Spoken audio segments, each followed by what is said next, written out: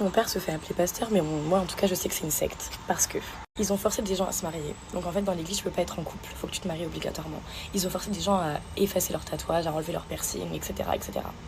Moi j'ai vécu avec eux à peu près 4 ans et pendant ces 4 ans là, genre j'allais à l'église le mardi, le vendredi, le mercredi et le samedi et le dimanche. J'avais 12 ans, je devais aller à l'école aussi. À 12 piges, j'étais en burn-out, d'accord? Je devais toujours montrer l'exemple et toujours faire attention à ce que je dis, ce que je fais, ce que je mange. Je devais chanter à la chorale par obligation, pas parce que j'en avais envie. Ils m'empêchaient tout contact avec le monde extérieur, c'est-à-dire la musique du monde, voir mes amis. Quand j'allais à l'école, j'étais dans une école catholique et j'avais pas à parler avec des garçons. Si je parlais avec un garçon, il fouillait dans mon téléphone, il regardait et il me confisquait mon téléphone pendant des mois entiers. Tous les gens que je connais qui sont restés à l'église n'ont pas forcément eu d'évolution. Genre, je suis retournée il y a pas longtemps et j'ai vu aucune évolution. Même appartement, même vie, même décadence. Il oblige des gens avec des versets de la Bible en disant qu'il faut verser 10% de votre salaire, etc. par mois à l'église. J'ai déjà vu des gens donner des 15 000 euros à l'église. 15 000 euros. Ces mêmes gens-là qu'il a viré après, qu'il a laissé dans la merde.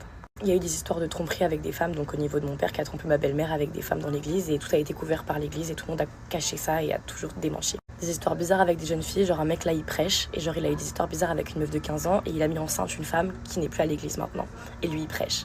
Mon père est considéré comme un dieu vivant par son assemblée, donc il l'appelle papa et qui le prennent vraiment pour quelqu'un d'incroyable. Mon père est un menteur compulsif, donc il ment sur beaucoup de choses comme des diplômes et plein de choses qu'il n'a pas.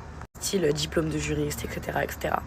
Mon père a 2 voitures, 2 appartements, il construit un immeuble au Congo, il a 3 business. Tout ça grâce à l'église. À savoir qu'il a commencé dans un garage en Belgique et que maintenant il habite en Martinique et en Guadeloupe et qu'il n'a aucun problème d'argent, il voyage quand il veut, il va où il veut. On va arriver à la partie la plus deep. J'ai beaucoup hésité à en parler, genre vraiment. Mais je pense qu'un jour en fait il faut le dire et il faut que ça sorte et qu'en fait il faut que les gens soient au courant. Pendant ces 4 années où j'étais là-bas, mon père m'a fait des attouchements. J'ai porté plainte quand je l'ai appris que c'était pas normal et il a fait témoigner des gens de l'église contre moi. Il a tout démenti à l'église en disant que je suis une malade, que je voulais rentrer chez ma mère, que je suis une tarée. Comment un enfant de 12 ans peut mentir sur ce sujet? Vous allez vous dire, mais comment elle parle de son père, nanana, etc. C'est un malade mental. Je pense qu'à l'heure actuelle, il est temps d'en parler, il est temps de mettre ça au clair. Donc cet homme-là prêche alors qu'il a fait des attouchements à sa propre fille et je sais même pas ce qu'il a pu faire à d'autres enfants de l'église qui vont tout le temps chez lui. J'ai appris il y a pas longtemps qu'il y a une histoire comme quoi il a essayé d'attoucher une femme adulte et qu'elle a quitté l'église à cause de ça et donc je l'ai appris il y a très peu de temps. Et genre là, franchement, ça m'a tellement choquée que je me suis dit, en fait, il faut que j'en parle, en fait. Cet homme, à l'heure actuelle, réussit encore sa vie grâce à l'église et continue de construire sa vie via l'église, alors qu'il a fait des choses qui méritent vraiment d'être. Mais en fait, il faut qu'on l'emprisonne, en fait.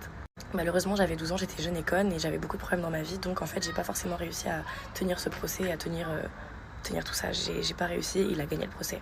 Parce qu'il a fait témoigner des gens que je connaissais contre moi en leur mentant et en leur disant que j'étais une folle. Il m'a expédiée aussi vite en France pour que je ne puisse en aucun cas parler de tout ça. Les gens de l'église me prennent pour une tarée, une escorte, une prostituée qui se drogue et qui boit de l'alcool. Parce qu'il a été leur dire ça sur son propre enfant, est-ce que vous imaginez? Mais derrière ça, il fait comme si on était en France pour faire nos études et qu'on réussissait nos vies.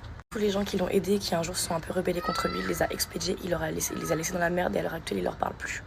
Donc voilà, je voulais juste faire prévenir les gens, faites attention dans quelles églises vous allez. Vous savez pas de quoi est fait le cœur des gens, c'est pas parce qu'il vous prêche et qu'il vous dit que c'est un appelé de Dieu qu'il a forcément raison. La relation avec Dieu, ça dépend de chacun et je pense que tu peux avoir une relation avec Dieu en étant tatoué, avoir des piercings et en ayant une vie par exemple de débauche parfois, mais tant que tu peux être pieux aussi, en fait tu peux tout faire, il y a aucun problème. Mais c'est vrai que voilà, fallait que j'en parle et voilà. Passez une bonne journée, que Dieu vous garde, faites attention, très attention.